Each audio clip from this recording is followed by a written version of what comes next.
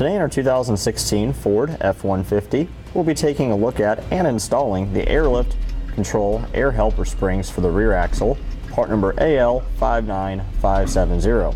Now here's what our airbag kit looks like installed. This airbag kit will offer us a low leveling capacity up to 2,000 pounds. Now these airbags are adjustable anywhere from 5 to 100 psi depending on what you need. If you have a little bit of weight in the bed, you'll need less air. If you have a lot of weight in the bed, you'll need more air. These will help maintain all your handling characteristics as far as your steering, your braking, and will also help keep your headlight level close to stock. That way you don't have to blind oncoming drivers if you have your rear end of the truck squatting down and the front end being raised up into the air. Not only does it help all that, but it also will help improve tire wear, because when you have a heavy load in the back, your front end comes up a little bit, and then you'll get some positive camber, which will wear the outside edge of the front tires. By having an airbag kit installed, you help alleviate that situation. Now, these airbags can be inflated manually from the valve on the back of the truck. Now, if you find yourself in a situation where you're finding you need to adjust them quite frequently from varying weights in the bed of the truck or towing different tongue weight trailers, a lot of our customers recommend and found that it's a lot easier to get an air compressor system so you can monitor and control the amount of pressures in the bag from inside the cab. We have many different options available for that on our website if you want to look into that.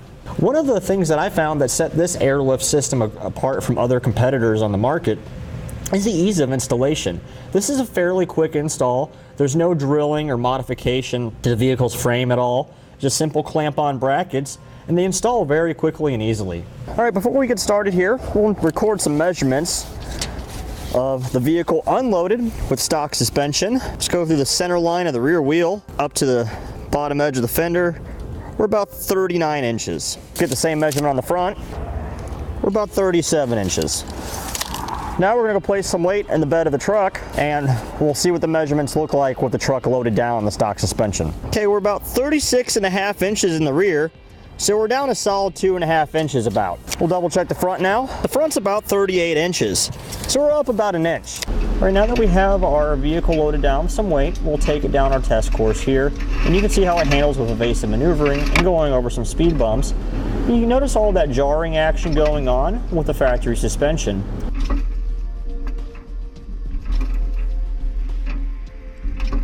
All right, now we'll give you some measurements with our air springs installed. We have the same amount of weight in there as before, but we have the air springs inflated now to help compensate for the weight. Okay, we're back at 39 inches in the rear, so we're back at factory ride height in the rear. Let's check the front out. We're back to 37 in the front. Now let's take a look at it going down our test course with the airbag system in place. And notice how much smoother and how much more control we have over the vehicle.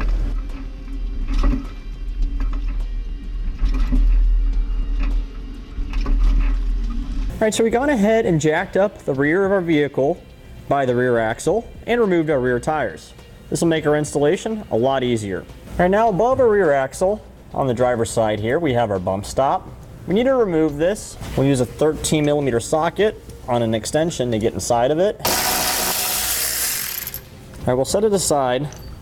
After we take the bolt out, we will not be reusing the bolt, but we will be using the bump stop later on. All right, now we're looking at our driver's side frame rail. This is where our bump stop was. We'll take our two frame U-bolts. We'll slide them up behind our brake lines and any wiring harness that's up there. There's one that's clipped to the top of the frame. Just pop that off. Slide it up.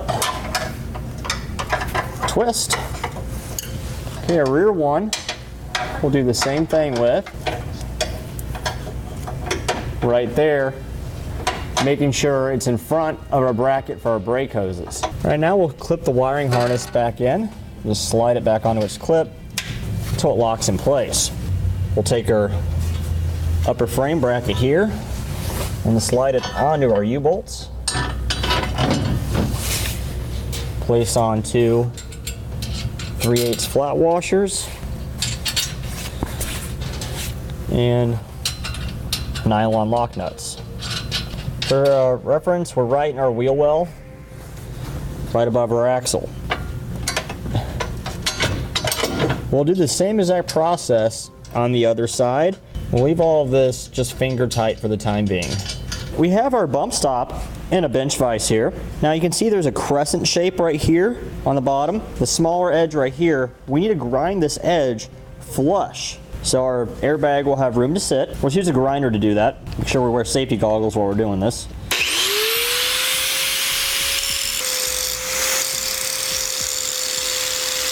All right, now you can see how we ground it smooth and flush here. This will allow us to have extra clearance for our airbag, so you don't have to worry about it getting punctured. Now, before we reinstall this, we'll want to paint this edge with some spray paint, so we don't have to worry about it rusting out. Okay, now we'll take our 2 3/4 inch long metric bolt, drop on a 3/8 washer, drop it down into our bump stop. The paint's dry at this point in time, so it's safe to handle. And we'll reinstall it into the factory position. We'll make sure the bolt goes through the middle hole in our bracket, and we'll hand tighten the bolt. Use a 17mm socket for this. Now, when we install the bump stop, we want to make sure the spot we ground out faces out towards the tire. All right, with our jounce bumper snug down finger tight, we'll tighten our U-bolts down with the bracket just touching the bottom of the frame. We're not tightening them all the way yet, just starting them a bit. Make sure we start them evenly.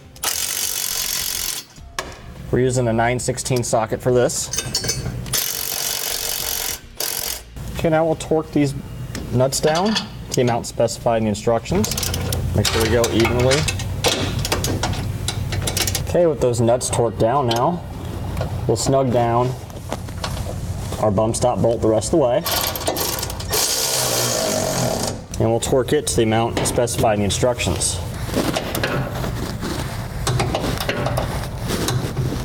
Okay, now we'll take our air spring and our airline fitting, and we'll thread it into the top until it's finger tight. Once we have it finger tight, we'll go another full turn and a half.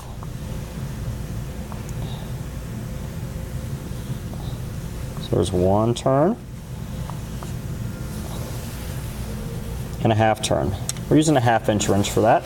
We'll take our bracket, the spot where this flange here faces out towards the wheel. Take our 1/2 washer and our 1/2 bolt.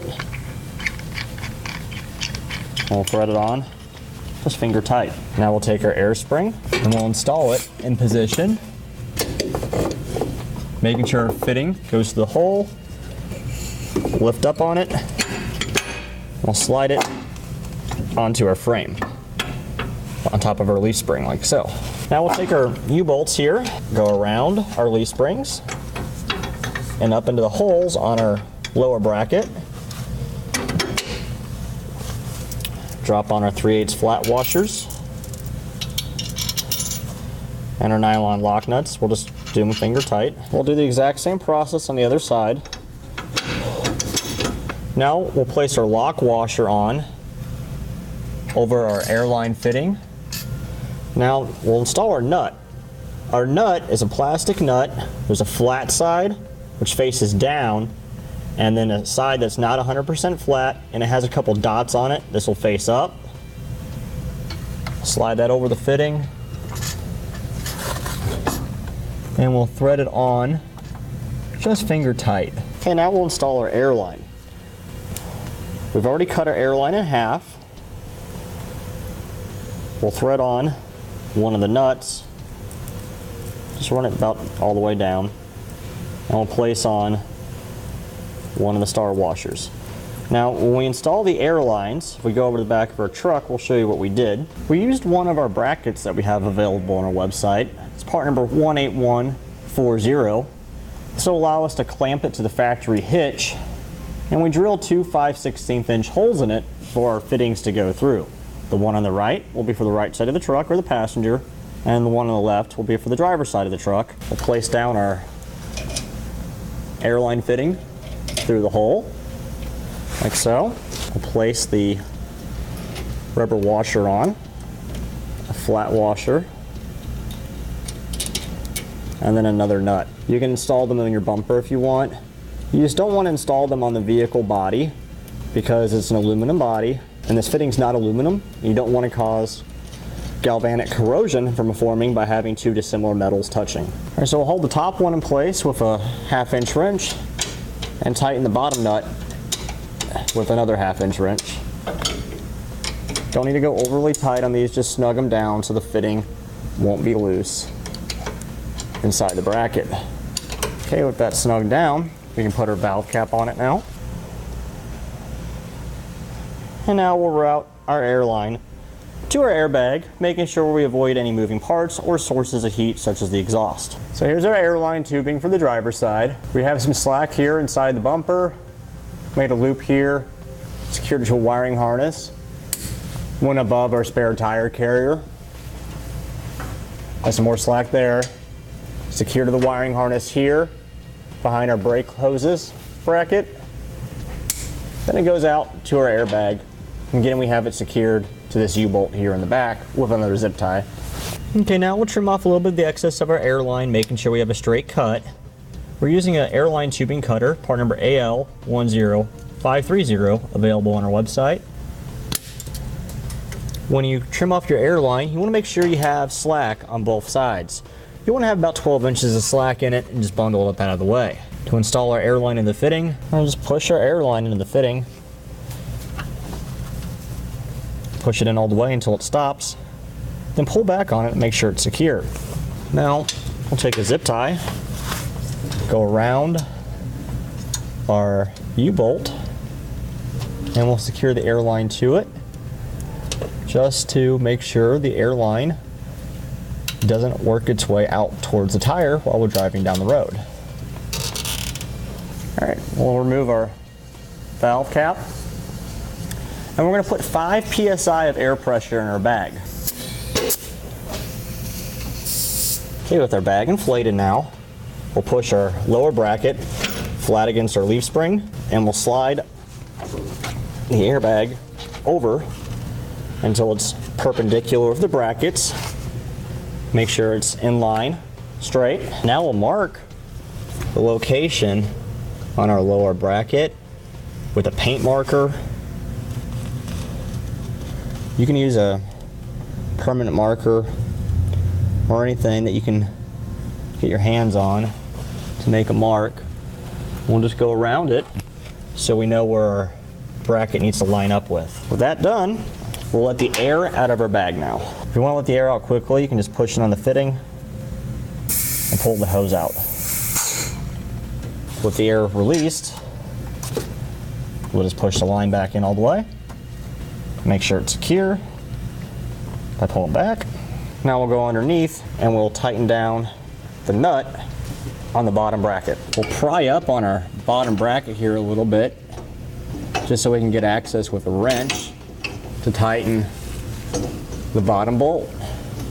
We'll use a 3/4 inch wrench to do this. And you don't need to tighten this down a lot, just snug it down by hand, no more than 15 foot-pounds. Okay, once we have it tight, we can lower it back down, and we'll snug down all of our hardware. We'll start with snugging down our nylon lock nut. We'll use a pair of channel lock pliers for this. Okay, we'll snug down our bolts using our 9/16 socket again. Go evenly across on them. Okay, now we'll torque down our nuts to the amount specified in the instructions.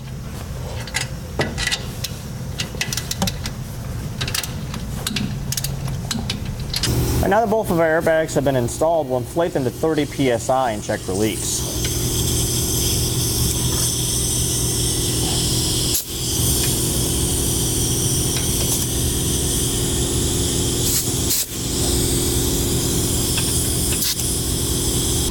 We'll spray down our fittings with some soapy water, making sure we don't see any air bubbles. We'll do the same on the other side.